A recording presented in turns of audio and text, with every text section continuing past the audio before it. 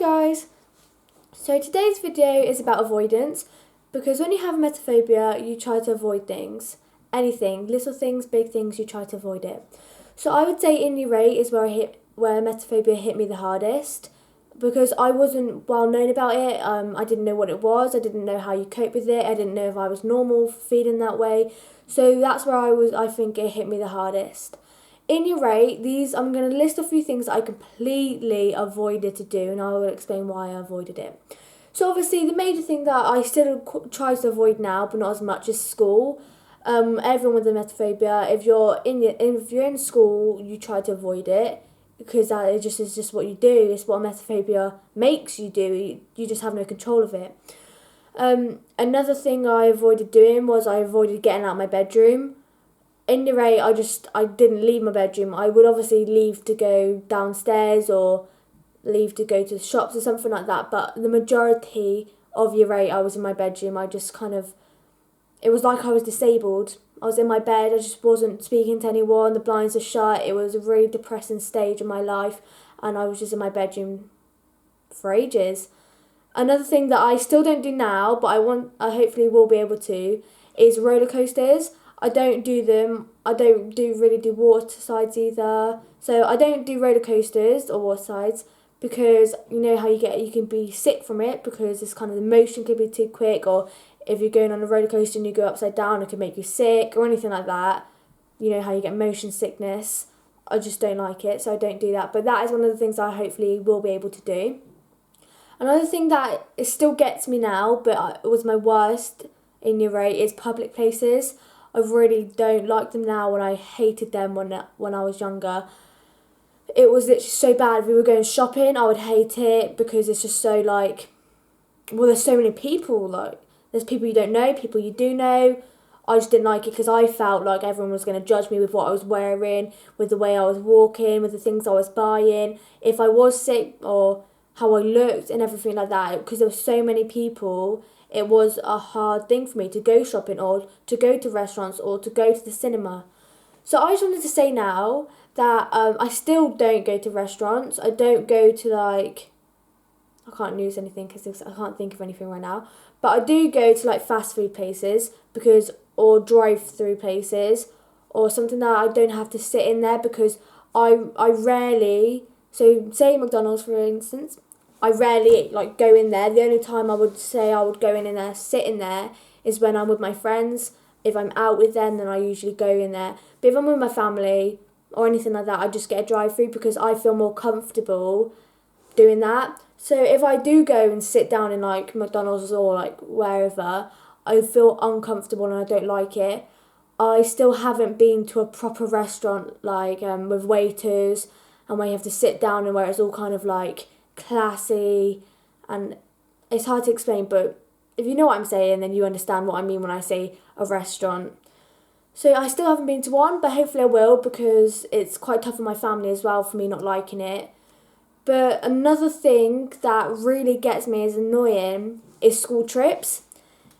In year 8, there was quite a lot actually, going to different places. I think once was in France. I didn't go to that. I wish I did. And anything like that. I just didn't do school trips. I didn't go on coaches. I didn't go on buses. I didn't go to other places where I'd have to sleep the night. I just didn't do it. And I wish I did now, but in that stage when I was at my worst, I just didn't do it. I didn't do it mainly because I didn't want to be stuck on a bus, because obviously that's when my whole school, the majority of my year was on that bus. And it would be embarrassing. I'm in a confined place, so if I felt like I needed to leave, or if I felt like I was getting hot and I felt like I was going to faint, there was nowhere for me to go, because we're on a bus and I can't just pull over anywhere. And you know how you can get bus sickness, you can get car sickness and bus sickness and motion sickness. But on buses, the teachers say if you feel like you're going to be sick, or if you do get car sickness, come sit at the front. But obviously, because I didn't like being sick, I didn't want anyone else to be sick around me, I didn't want to sit at the front with everyone else who got car sick, because what if they got sick? Even though they were sat at the front, what if they got sick because of the car was going too fast, or they was watching the other cars and made them sick? So I was didn't want to do that, because I didn't want to sit at the front because I'd be with people who felt sick. I didn't want to sit at the back because what if I was sick? I didn't want to go in it, so I just avoided it completely. I was like, it's too much hassle, it's too much work for me to get on there and for me to stay on there. And at that point, I was so exhausted of everything in year 8, I just didn't do it. I completely avoided it. In year 8, I think I've only ever been to 2 sleepovers in my life. I had a sleepover I don't know how long ago it was like 5-6 months ago, so that was in year 9. And the last sleepover I had, I think, was when I was a child. I can't remember it, but I've been told. Something like that. But yeah, I don't go to sleepovers. I think I've mentioned this in another video, but because I just wasn't in my own house, I didn't like it, I didn't feel comfortable, so I avoided it. I just didn't do it. But I have done it recently, but I'll explain that later in the video. Holidays. I haven't been on holiday in about 5 years, probably longer than that actually.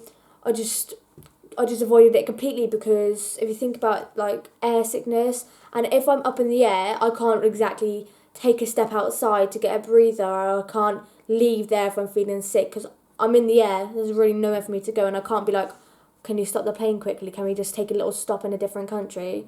Because obviously I can't do that because I'm on a plane and it's not about me, it's about everyone else. So I just did not want to go on holidays. And my family mentioned it. I would get in a panic. I wouldn't go. And then I felt bad though because my family wouldn't go on holidays. And it's not nice. But hopefully I am going to go on a holiday this year with my friend. That's to come. That's hopefully. But that was in year 8. And that was my worst. But I would say in year 9... it got better. Oh, sorry about that. I've got writing on my hands. I had to write something down a lesson.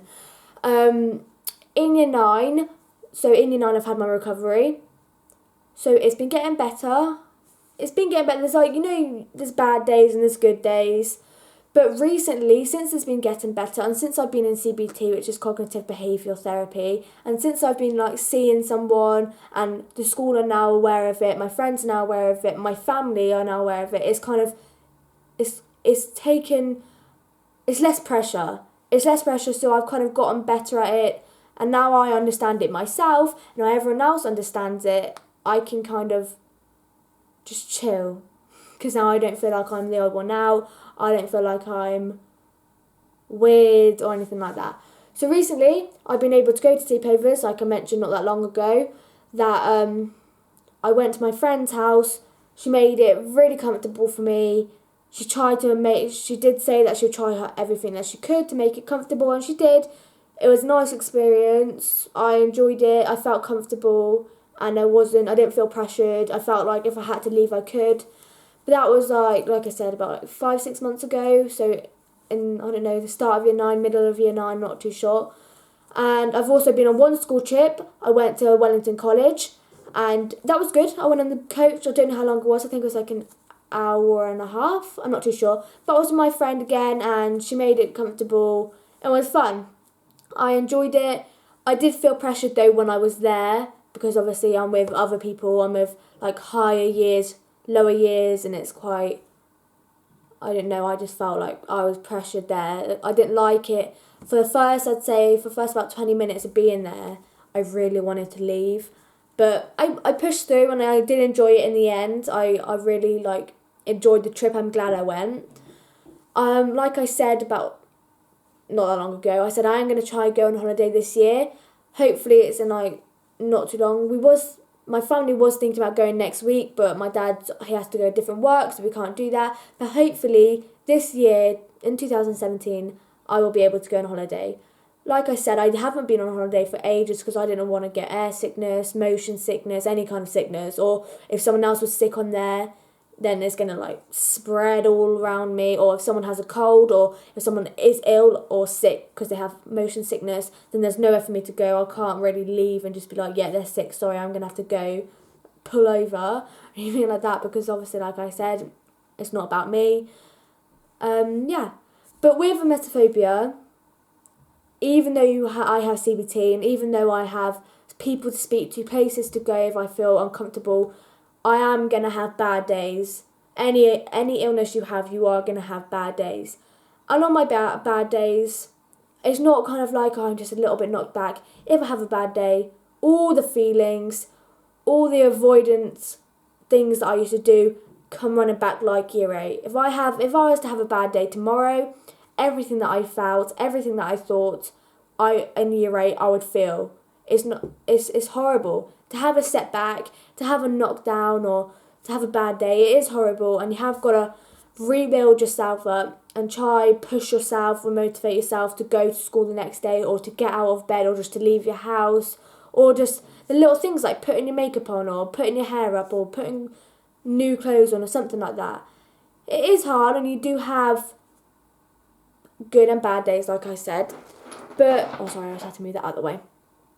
So I would say, in conclusion, with having CBT and with telling my family and with telling my friends, it has been getting better because I'm in control of it now. Now I feel like I'm in control of it by doing my YouTube, by I'm writing a story. I think I mentioned before, I'm writing a story, by telling my friends, by telling my mum, by telling school. I feel more in control of it now.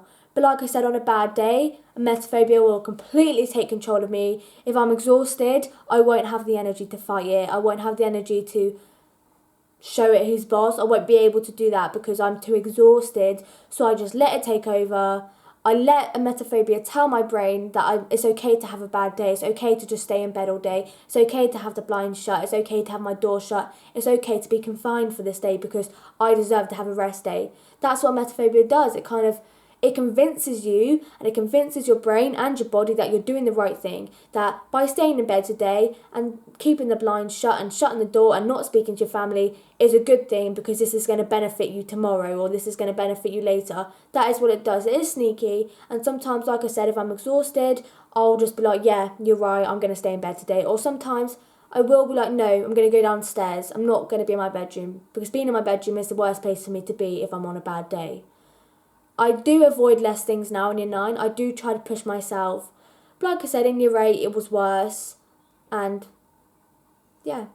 So I think if you have emetophobia, well, I strongly advise you to go and get a CBT, to speak to your family, to just open up to people. Because for me personally, it's helped me a lot.